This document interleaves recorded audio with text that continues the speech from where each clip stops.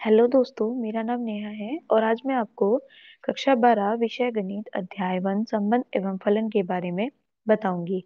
आज की video part 13 में हम जानेंगे। देखो, इससे पहली वीडियो में हमने क्या देखा था कि द्विआधारी संक्रियाएं क्या होती हैं। आज हम उन्हीं द्विआधारी संक्रियाओं को और अच्छे से समझने के लिए उनसे संबंधित कुछ उदाहरण देखेंगे, जैसे एग्जाम्पल 31, 32 एंड 33। तो आज का वीडियो प्रारंभ करते हैं। उदाहरण 31, देखो इसमें क्या पूछा गया है कि सिद्ध कीजिए कि ये क्या है स्टार, मतलब कि इसमें यहाँ पर हमारे पास कोई भी एक जो हमारे पास क्या होते हैं संक्रियाएं होती हैं। गणित की जो संक्रियाएं होती है उनमें से कुछ भी आ सकता है, प्लस माइनस, गुना या भाग। ठीक है, तो यहाँ पे क्या दिखाया गया है, इस चिन्ह को किस तरीके से प्रदर्शित किया गया है कि आर क्रॉस आर से किसमें इसका जो प्रतिबिंब है वो किसमें बन रहा है, किससे संबंधित है, ये आर से ही संबंधित है। आर क्या होता है यहाँ पर, वास्तविक संख्याओं का समूह होता है। ठीक है, अब ये जो आर क्रॉस आर है ये क्या दिखाता है कि एक क्रमिक गुणन को दिखाता है। ठीक है, या एक युग्म को, क्रमिक युग्म को। तो ये क्या है, यहाँ पर इसका एक क्रमिक युग्म है ए बी। और इसको किस प्रकार से जो इसके प्रतिबिंब समुच्चय होगा वो किस प्रकार से प्राप्त होगा, a+4b²। मतलब a और b का मान जब हम यहाँ पर रखेंगे, जो वैल्यू हमें प्राप्त होगी या जो मान हमें मिलेगा वो आपका क्या होगा, प्रतिबिंब समुच्चय में होगा।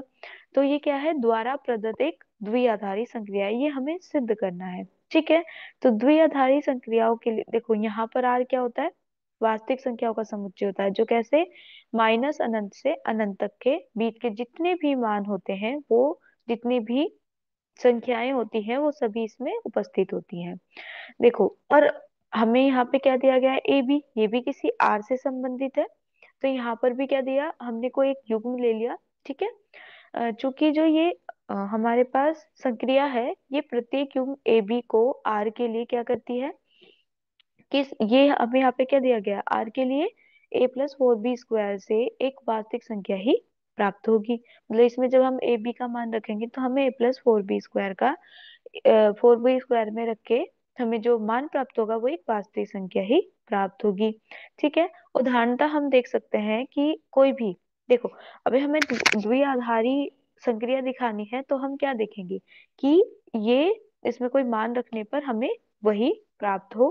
तो हमने एक युग्म ले लिया -3 और 2। इसके लिए देख लेते हैं, जब हमने इसमें मान रखा -3 प्लस बी के स्थान पर 2, तो 4 गुना 2 का स्क्वायर, तो कितना आ गया, -3 + 16 बराबर 13 प्राप्त हो गया। ठीक है, तो क्योंकि ये जो हमें प्राप्त हुआ ये भी एक वास्तविक संख्या है ना। यही बोला गया था कि जो क्रमिक गुणन होगा वो उसका जो मान प्राप्त होगा वो भी कैसा होगा, एक वास्तविक संख्या होगी। तो क्योंकि 13 एक वास्तविक संख्या है, इसका मतलब कि ये संक्रिया जो है आर में एक द्विआधारी संक्रिया है।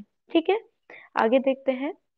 एक और उदाहरण है कि मान लीजिए कि P किसी प्रदत्त समुच्चय X के समस्त उप समुच्चयों का समुच्चय है। ठीक है, सिद्ध कीजिए कि ये हमें दिया गया है। ठीक है, और अब हमें क्या सिद्ध करना है कि ये यूनियन P×P, ठीक है, ये किसमें, P से जो प्रतिबिंब है वो कहाँ बन प्राप्त हो रहा है, P से P में ही, P×P से P में जा रहा है। ठीक है, इससे संबंधित होता है। तो हमने एक क्रमिक गुणन लिया, क्रमिक युग्म, वो किससे है, P×P से A और B, कोई दो हमें मान प्राप्त हो गए। ठीक है, ये कहाँ पर जा रहा है, A यूनियन B में जा रहा है। ठीक है, मतलब कि ये इसमें क्या दिया गया है कि जो प्रतिबिंब होगा वो कैसे होगा, ये मान आप जब यहाँ पर रखोगे यूनियन में, तो जो मान आपको प्राप्त होगा वो भी P में होना चाहिए। ठीक है, तथा अगर हम इसी का क्या देखें, इंटरसेक्शन देखें, तो P×P। ठीक है, यहाँ पर भी अब देखो, इसमें जैसे ये वाला जो चिन्ह होता है इसको आप बोलते हो सम्मिलन संक्रिया। ठीक है, या यूनियन ऑपरेशन। और ये जो होता है ये होता है इंटरसेक्शन या फिर सर्वनिष्ठ संक्रिया। ठीक है, तो इसमें क्या बोला गया है, द्वारा प्रदत्त अब इसमें इंटरसेक्शन को कैसे दिखाया गया है कि P×P, मतलब इसमें जो युग्म होगा वो किससे संबंधित होगा, वो P से ही संबंधित होगा। मतलब जो भी आपको, जैसे यहाँ पे ए बी एक युग्म दिया गया है, इसको ए इंटरसेक्शन बी में जब हम दिखा रहे हैं, मतलब सर्वनिष्ठ में दिखा रहे हैं, तो जो मान प्राप्त हो रहा है वो भी पी में होना चाहिए। द्वारा परिभाषित फलन फलन P में द्विआधारी संक्रिया है, तो हमें ये सिद्ध करना है कि ये द्विआधारी संक्रिया होगी। तो सम्मिलन के लिए आप देख लेते हो कि आपने एक युग्म लिया, ठीक है। तो ये मतलब हम कोई युग्म लेंगे और उसका यूनियन ले रहे हो आप। यूनियन में आपको क्या मिल रहा है कि एक अद्वितीय हल मिलेगा। मतलब इसको आप ऐसे समझ सकते हो कि आपके पास क्या है, आपने एक युग्म लिया, दो संख्याएं ली, ठीक है। अब उसका यूनियन लेना मतलब कि वो दोनों संख्या उसमें उपस्थित होनी चाहिए। तो क्या है, एक अद्वितीय अवयव आपको प्राप्त हो जा रहा है, ठीक है। तो इसका मतलब भी क्या है, द्विआधारी संक्रिया है। इसी तरीके से आप सन्निष्ठ के लिए देखोगे तो भी ये क्या है, ए बी युग्म के लिए पी में भी एक अद्वितीय अवयव ही प्राप्त होगा, जो किससे, जो A union A intersection B तक ले जाएगा। तो इन दोनों में क्या प्राप्त हो रहा है कि इंटरसेक्शन भी और यूनियन भी एक द्विआधारी संक्रिया होगी, है ना। तो क्योंकि जब हमें यही हमें दिखाना था कि ये द्विआधारी संक्रिया होगी या नहीं होगी, तो क्योंकि जब हम तो कोई युग्म ले रहे हैं और उन पे इंटरसेक्शन या यूनियन लगा रहे हैं, तो हमें जो मान प्राप्त होगा वो भी तो वही प्राप्त होगा ना, कि जो इस समुच्चय में है हमारे पास, ठीक है। तो इससे क्या सिद्ध हुआ कि एक द्विआधारी संक्रिया है। आगे देखते हैं, आपके पास है उदाहरण 33, जिसमें क्या बोला गया है कि सिद्ध करना है ए बी जो है वो अधिकतम होगा। मतलब ए बी एक युग्म है, ठीक है, क्रमिक युग्म।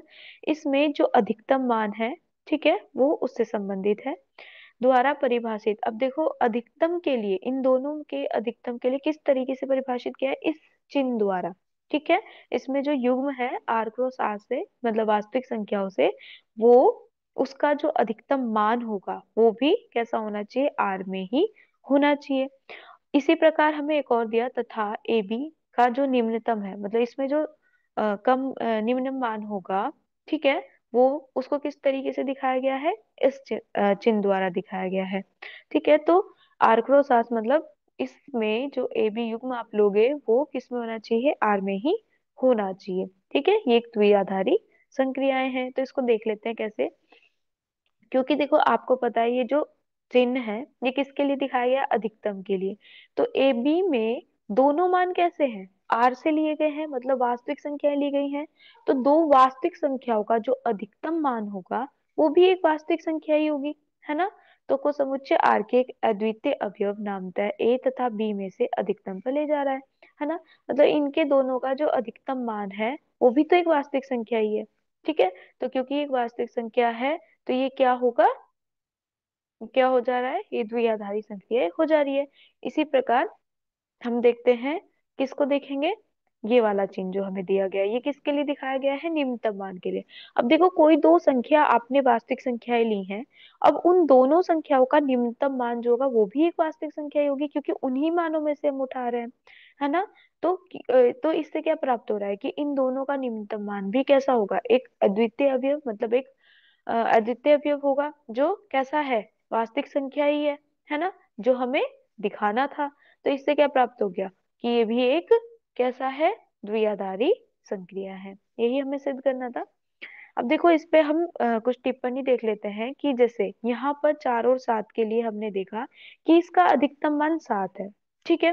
फिर 4 और -7 के लिए अगर हम अधिकतम मान देखें तो हमारे पास 4 है। 4 और 7 का जो निम्नतम मान है वो 4 होगा। 4 और -7 का निम्नतम मान -7 है, ठीक है। ये हमें समझ आ गया। जब किसी अवयव ए में अवयवों की संख्या कम होती है तो हम समुच्चय ए में एक द्विआधारी संक्रिया, ठीक है, को एक सारणी द्वारा व्यक्त करते हैं। मतलब अगर हमारे पास संख्याएं कम है, अवयवों की संख्या है, तो हम एक सारणी द्वारा दिखाते हैं, जिसे संक्रिया की संक्रिया सारणी कहते हैं, ठीक है। जैसे उदाहरण ले लेते हैं, हमारे पास एक समुच्चय है ए जिसमें 3 अवयव हैं, 1 2 3। हमें इस पे देखना है कि जैसे अभी ये हमने ये उदाहरण देखा था यहाँ पे अधिकतम और निम्नतम मान के लिए, ठीक है। इसी प्रकार यहाँ पर देख लेते हैं कि इसमें जो संक्रिया है, ठीक है, ये क्या है, अधिकतम मान के लिए और द्वारा व्यक्त की जाती है। यहाँ संक्रिया सारणी में देखो 1 और 3, यह देख लेते हैं सारणी द्वारा। ये अधिकतम मान को दिखाता, तो 1 1 का अधिकतम मान 1 हुआ, 1 2 का 2 हुआ, 1 3 का 3 होगा, 2 और 1 का 2 होगा, 2 2 का 2 होगा, 2 3 का 3 होगा, 3 1 का 3 है, 3 2 का 3 है, या 3 3 का 3 है। तो ये अधिकतम मान हमें प्राप्त हो जा रहा है। इस सारणी द्वारा हम ये चीज समझ सकते हैं। तो किसी द्विआधारी संक्रिया का सहचर्य गुणधर्म इस अर्थ में अत्यंत महत्वपूर्ण है कि हम व्यंजक जो हमारे पास है A1 A2 A3 क्या है ये, कोई भी संख्या हो सकती है an तक, लिख सकते हैं, क्योंकि इस गुणधर्म के कारण यह संदिग्ध नहीं रह जाता। परंतु इस गुणधर्म के अभाव में व्यंजक जो है वो संदिग्ध रहता है। ठीक है। जब तक कि कोष्टकों का प्रयोग ना किया जाए, मतलब अगर हम यहाँ पे कोष्टक नहीं लगाते हैं तो इसका कोई मान ही नहीं रहेगा, है ना, इसका मान हमें प्राप्त ही नहीं होगा। तो इनको हम तब तक ही दिखाते हैं। देखो यहाँ पर हमें इतने सारे नंबर दिए गए हैं, तब तक हमें यहाँ पर कोष्टक नहीं लगाएंगे कि किस के बारे में बात की गई है, तब तक उसका कोई मीनिंग नहीं है, कोई अर्थ नहीं है। तो कोष्टकों द्वारा ही इसके हम क्या समझ पाते हैं, इसके बारे में समझ पाते हैं। यहाँ संक्रिया सारणी में 3 पंक्तियां तथा 3 स्तंभ है। देख आप यहाँ पे देख सकते हो, देखो यहाँ पर 3 स्तंभ और 3 क्या है, 3 स्तंभ और 3 ही पंक्तियां हैं, जिसमें आई जे की प्रविष्टि समुच्चय ए के आई वे तथा जे वे अवयवों में से अधिकतम होता है। मतलब एक मान हम इधर से ले रहे हैं, एक इधर से, इन दोनों में जो अधिकतम आ रहा है वो मान हम उठा रहे हैं, है ना। तो अधिकतम होता है। इसका व्यापीकरण किसी भी सामान्य संक्रिया ए क्रॉस ए से ए के लिए किया जा सकता है। इसको हम देख सकते हैं कि कभी भी अगर हम ए क्रॉस ए से कोई अवयव उठा रहे हैं तो उसका अधिकतम मान एक वही अवयव होता है, मतलब वो भी उसी समुच्चय से होता है। तो इस प्रकार हम इसका व्यापीकरण कर सकते हैं।